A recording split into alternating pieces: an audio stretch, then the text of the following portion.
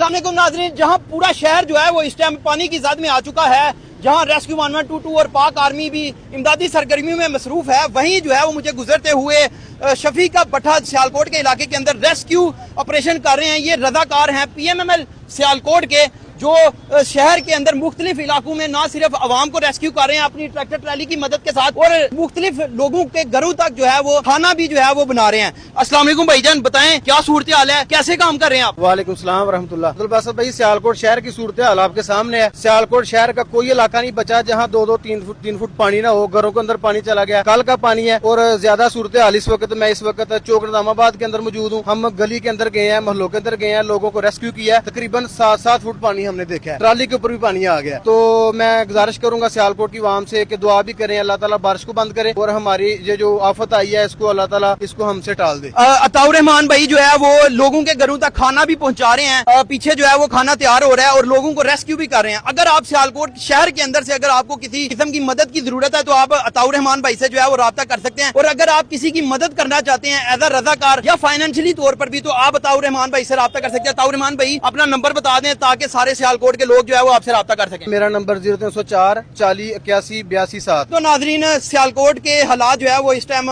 नहायत कशीदा हैं। अगर आप में से कोई भी शख्स जो है वो मदद करना चाहता है किसी भी किस्म की, तो वो मदद कर सकता है।